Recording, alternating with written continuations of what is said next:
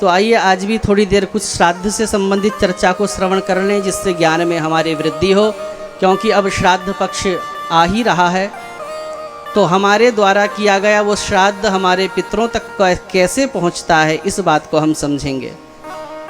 क्योंकि सबके मन में ये जिज्ञासा स्वाभाविक है कि श्राद्ध की दी हुई वस्तुएं, जो अन्न आदि हम देते हैं, जो तर्पण हम देते हैं, जो पिंड दान आदि हम देते हैं, ये हमारे पितरों तक पहुंचता कैसे है। ये भी तो एक प्रश्न है कि जो हम सामग्रियां पितरों के लिए देते हैं, ये सामग्रियां हमारे पितरों तक पहुंचती कैसे है। क्योंकि भैया विभिन्न कर्मों के अनुसार जो हमारे पितर हैं वो तो अन्य अन्य योनियों में पहुंच गए।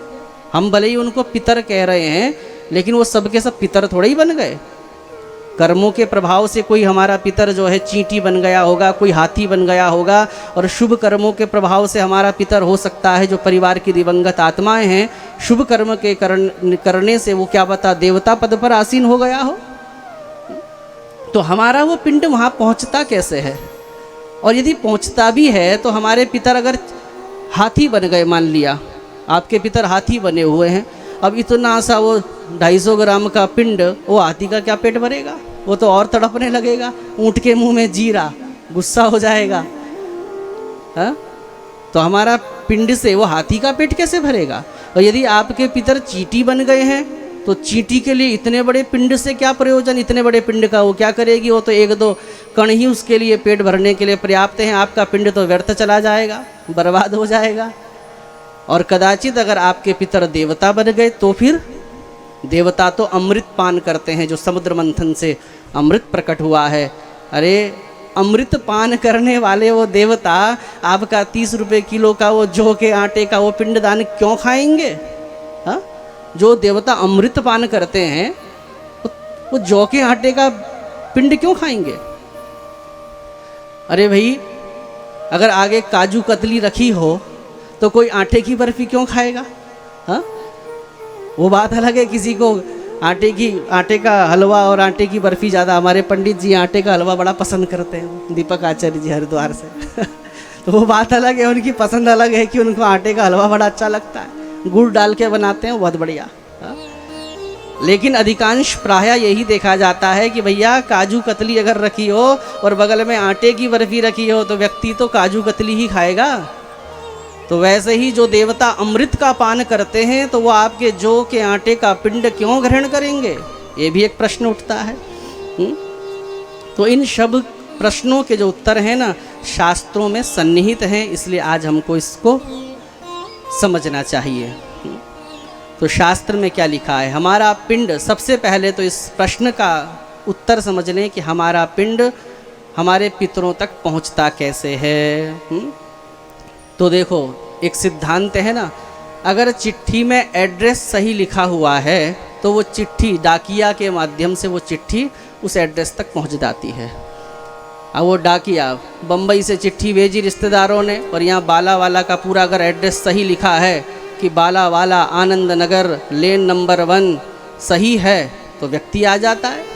अब कार्ड में छपा है, तो हमने भी सोशल साइट्स के माध्यम से डाला, तो जिसको भी वो कार्ड में एड्रेस है तो उसके माध्यम से व्यक्ति आ जाता है। तो वैसे ही शास्त्र कहता है, वायु पुराण में लिखा है कि नाम गोत्रम च मंत्रश्च दत्तमन्नम नयन्ति तम अपि योनिशतं प्राप्तांस तृप्तिस्तान अनुगच्छति। नाम गोत्रम च मंत्रश्च, ब्राह्मण के द्वारा जब आपके पितर का नाम स्मरण किया जाता है, गोत्र का स्मरण किया जाता है, तो नाम गोत्र के प्रभाव से और मंत्रश्च, मंत्र के प्रभाव से जो पिंड है आपके पितर तक पहुंच जाता है, ऐसा वायु पुराण में लिखा है। अच्छा, एक प्रश्न और है कि कैसे पहुंचता है, तो उदाहरण दिया। उदाहरण क्या दिया, तो वायु पुराण का श्लोक है। वायु पुराण कह रहा है कि हमारे द्वारा दिया गया पिंड हमारे पितरों तक कैसे पहुंचता है कि यथा गोष्ठे प्रणष्टां वै वत्सो विन्देत मातरं तथां तं नयते मंत्रो जंतुर्यत्रावतिष्ठते। यथा गोष्ठे प्रणष्टां वै वत्सो विन्देत मातरम, जैसे कि बहुत सारी गायों के बीच में उसके बछड़े को ले जाकर कहीं अलग छोड़ दो, लेकिन उसका जो बछड़ा है असंख्य गायों के बीच में जैसे अपनी माँ को ढूंढ लेता है, वैसे ही जब ब्राह्मण के द्वारा गोत्र नाम का उच्चारण किया जाता है और मंत्रों के प्रभाव से वो पिंड जो है उस व्यक्ति तक पहुँच जाता है, आपके पितर तक पहुँच जाता है। कैसे पहुँचता है समझ गए? दूसरा उदाहरण भी समझ लीजिए। जैसे आप भारत में रहते हैं, अब आप विदेश गए तो फिर वहाँ पर करेंसी चेंज, जब हम दूसरे देश में जाते हैं तो करेंसी चेंज हो जाती है ना, है? तो फिर हम वहाँ से उसी के हिसाब से फिर चलते हैं। तो वैसे ही जो हमारा यहाँ से पिंड है वो भगवान को उसी प्रकार से हमारे पितरों को पहुँच जाता है। और नाम गोत्र मंत्र से पहुँच जाता है। मान लिया पंडित जी ने नाम गोत्र बोला, पिंड दान दिया, अब पार्सल बिल्कुल तैयार हो गया आपके पितर के लिए। लेकिन अब एक प्रश्न और उठता है कि वो पिंड लेके कौन जाता है? भाई चिट्ठी तो ठीक है, नाम एड्रेस लिख दिया, लेकिन ले जाने वाला भी तो डाकिया है, माध्यम कौन बनेगा? तो उस पिंड को लेकर कौन जाएगा? पार्सल तो तैयार हो गया गोत्र नाम एड्रेस से, लेकर कौन जाएगा? तो पद्म पुराण बता रहा है कि अग्निश्वातादयस्तेषा माधिपत्ये व्यवस्थिताः नाम गोत्रास्तथा देशा भवन्त्युद्भवतामपि। पद्म पुराण कह रहा है अग्निश्वातादयस्तेषा आधिपत्ये व्यवस्थिताः, भगवान के द्वारा ऐसी व्यवस्था की गई है कि जो हमारे प्रमुख पितर हैं ना, जिसमें अग्निश्वात नाम से हैं और विश्वेदेव हैं और अर्यमा नामक जो पितर हैं, इस प्रकार से जो आदि अन्य पितर हैं ये भगवत स्वरूप हैं। भगवान गीता में कहते हैं ना कि पितृणाम मस्मि चार्यमा, कि पितरों में मैं अर्यमा हूँ। तो ये एक ऊपर एक कार्यालय है पितृलोक में, क्या है बोलो?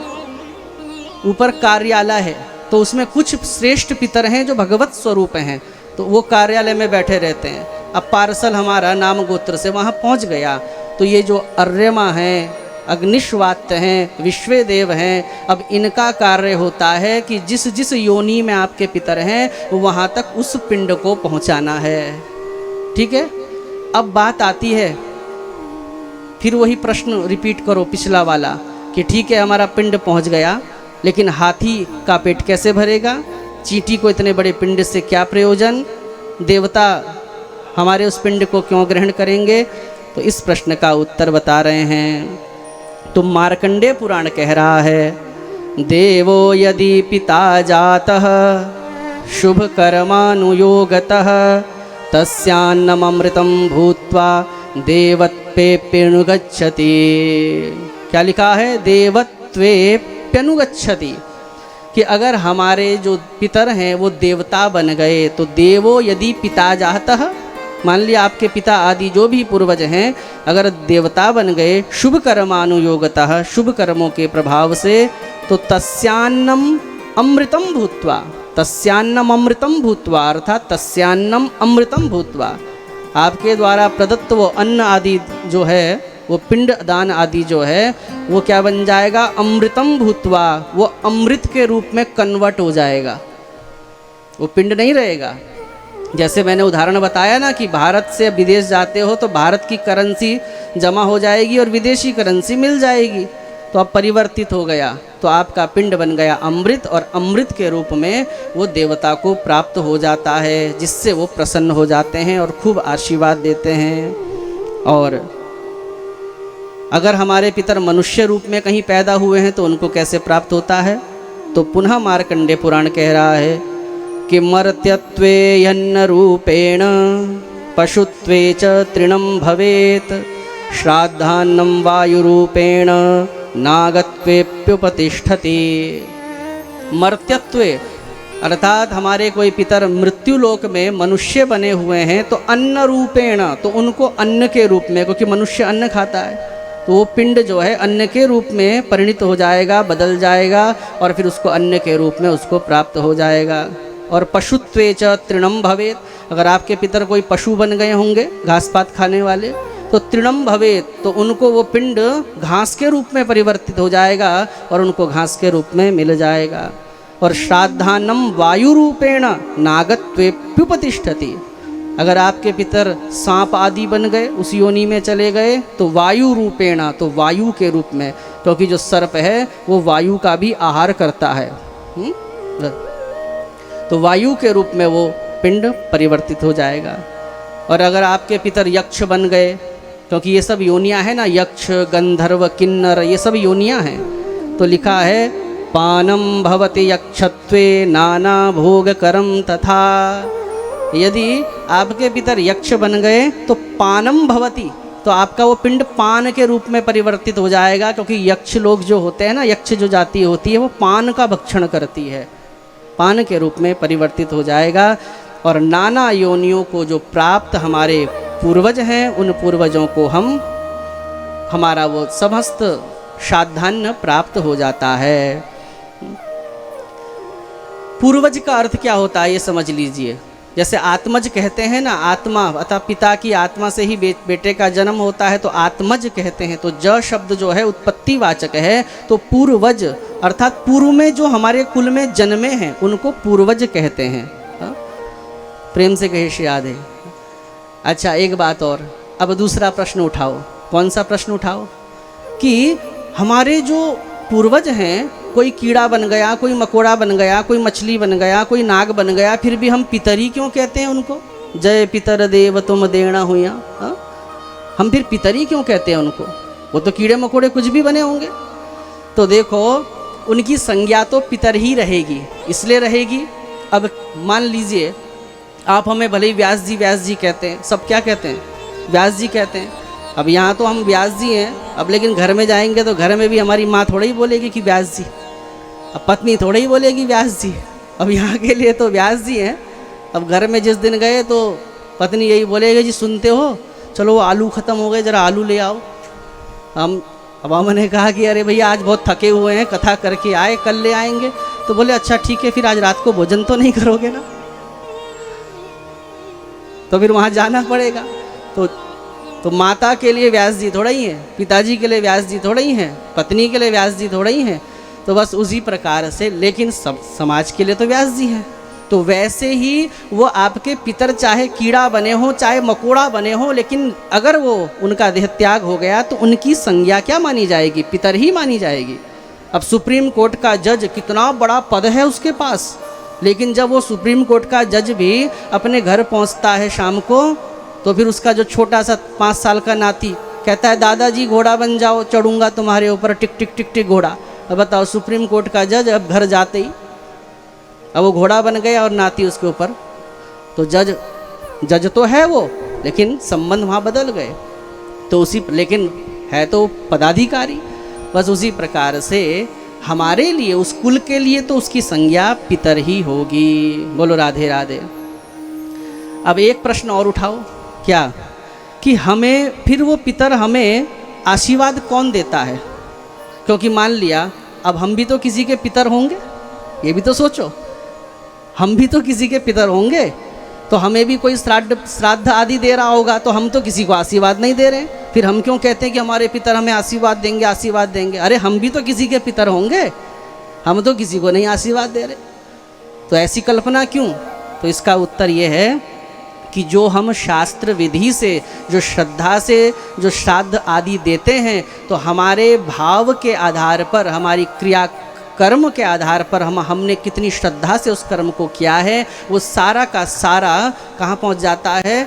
पितृलोक में पहुँच जाता है। और हम सबके मूल पितर तो नारायण ही है, पूर्वज तो नारायण ही है, क्योंकि नारायण से ही तो सारी सृष्टि पैदा हुई है, नारायण की श्रृंखला से तो हम पैदा हुए हैं। इसलिए वो सारा का सारा हमने कितने भाव से श्राद्ध किया, कितनी श्रद्धा से श्राद्ध किया, क्या क्या दिया, ये सब भगवान के ही पास पहुंचता है। और फिर भगवान उसकी कैलकुलेशन करके कि इस श्राद्ध को करते हुए श्रद्धा कितनी थी, फॉर्मेलिटी कितनी थी, माता पिता के प्रति समर्पण का भाव कितना था, सामग्री शुद्ध थी कि नहीं थी, पंडित जी के मंत्रोच्चारण कैसे थे, कैसा ब्राह्मण किया था, इस सब के आधार पर ऐसा सॉफ्टवेयर भगवान को कैलकुलेशन करना नहीं पड़ता। अब ऐसा सॉफ्टवेयर फिट है कि अपने आप ही उसकी परसेंटेज वहाँ पर तय हो जाती है। फिर उस परिवार को नारायण के द्वारा पितर के रूप में आशीर्वाद प्रदान कर दिया जाता है।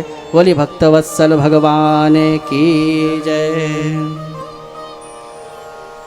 तो हमारा श्राद्ध अन्न कैसे भगवान तक पहुंचता है, कैसे हमारे पितरों तक पहुंचता है, इसकी चर्चा हमने करी।